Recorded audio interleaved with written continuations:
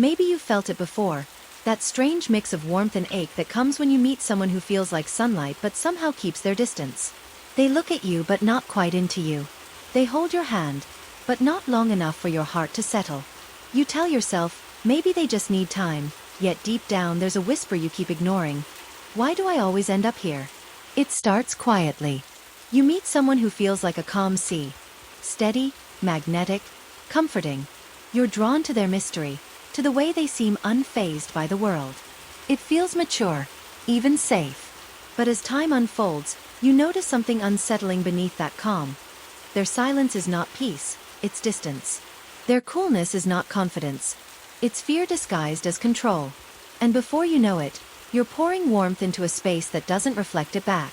You start wondering if maybe you are the one asking for too much, when all you ever wanted was to be met halfway. Psychology calls this a pattern, the repeated attraction to emotionally unavailable people. It's not random. It's a story written somewhere deep in your nervous system, a language your heart learned long ago.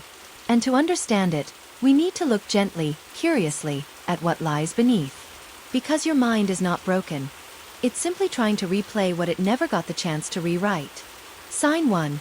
You're drawn to intensity, not consistency. When someone's presence feels like a spark, unpredictable, thrilling, almost addictive, your brain lights up with dopamine, the neurotransmitter tied to reward and anticipation. It's the same chemical that fires when we gamble or chase a thrill. You start mistaking chemistry for connection. But intensity is not the same as intimacy. Intensity often comes from uncertainty, from the anxious push and pull that keeps your system on high alert. Maybe in your past, love was unpredictable too. You never knew when affection would come or vanish, so your nervous system equated uncertainty with love. It's not your fault. It's a learned pattern. But healing begins when you stop chasing highs and start noticing who brings calm. Sign 2. You mistake avoidance for depth. Sometimes, emotionally unavailable people appear deep, quiet, mysterious, reflective. They don't overshare. They pause before speaking. They seem like they feel things deeply. And maybe they do. But depth isn't measured by how much someone feels. It's measured by how much they're willing to share. Emotional availability means letting someone see your inner world, not just hinting at it. But if you grew up around people who avoided emotions, parents who shut down, partners who pulled away, avoidance might feel familiar. You might interpret silence as thoughtfulness, distance as maturity, when really, it's just fear. Psychologically, this is linked to attachment theory, particularly the anxious preoccupied attachment style. When you've learned love as something you have to earn or chase, you might find comfort in emotionally distant people because they mirror what your brain knows. Their detachment keeps you in a familiar rhythm. Yearning, proving, waiting. And as strange as it sounds, your mind finds safety in that repetition. Sign 3. You overfunction in relationships. You're the one who texts first. You plan the dates, remember the details, keep the conversations alive. You sense their moods before they even name them, because empathy has become your survival skill. But emotional labor, giving more than you receive, slowly drains you. You might call it being understanding, but it's often self-abandonment in disguise. In psychology, this is tied to fawning, a trauma response where you try to keep peace by pleasing others. You learn that if you made yourself useful or lovable enough, maybe they'd stay. And while it once kept you safe, it now keeps you unseen. Because you can't be loved deeply when you're always the one doing the emotional heavy lifting. True intimacy requires reciprocity. Two hearts meeting, not one heart carrying both. Sign 4. You confuse potential with reality. You see glimpses of who they could be, the softness in their rare smiles, the stories they barely share, the warmth that flickers before the walls go up again. You hold on to that image, thinking, if I love them enough, maybe they'll open up. But that hope becomes a trap. Because you're not in love with who they are, you're in love with their potential. And potential is a projection, not a promise. In cognitive psychology, this is known as confirmation bias. We tend to interpret new information in a way that supports what we already believe. So, when they show affection, it reinforces your hope. When they withdraw, you excuse it as a phase. The human brain is wired to seek coherence, to make sense of chaos, even if that means staying in a pattern that hurts. But here's the truth. You can't build a relationship on potential. You can only love what's real. not what's possible. Sign 5. You fear being too much. You silence your needs because you've been told, directly or indirectly, that emotions scare people away. You downplay your hurt, laugh off your disappointment, say, it's fine when it isn't. And yet, every time you shrink yourself to fit someone's comfort zone, your soul grows quieter. You start confusing emotional self-expression with emotional burden.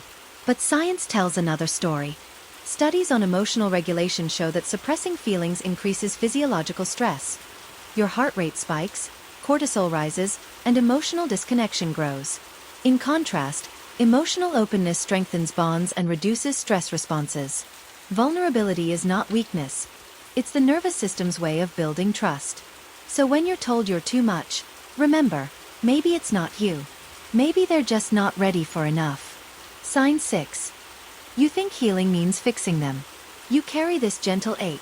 The belief that if you love someone deeply enough, you can help them heal. That your patience can reach places their own courage hasn't. And while empathy is beautiful, it's also dangerous when it becomes your only compass. Because healing is not something you can do for someone else. You can hold space, but you can't walk their path. In therapy, this is referred to as codependency. When your sense of worth becomes tied to another person's well-being. It often stems from childhood experiences where love was conditional. When caring for others was a means of earning affection. But unconditional love doesn't mean unconditional tolerance. It means knowing where your responsibility ends and theirs begins. The hardest truth in all this is that sometimes, love alone isn't enough to make someone available. Emotional availability is a choice. One that requires self-awareness, vulnerability, and courage. You can invite someone to meet you there, but you can't drag them. So maybe it's time to ask, why don't they love me the way I need? But why do I keep choosing those who can't? That shift, from blame to curiosity, is where healing begins. When you start to look inward, you might notice a quiet pattern in yourself too. How you chase closeness but fear rejection, how you long for stability but mistake boredom for lack of love. It's not hypocrisy. It's your nervous system trying to reconcile two conflicting needs: safety and connection. You crave love but fear loss. You reach for intimacy but flinch when it arrives. It's not weakness, it's wiring. The good news? Wiring can change. The brain's neuroplasticity, its ability to rewire and form new pathways, means you can teach your mind what real safety feels like. Through therapy, journaling, mindfulness, and self-compassion, you can learn to recognize the difference between butterflies and warning signs.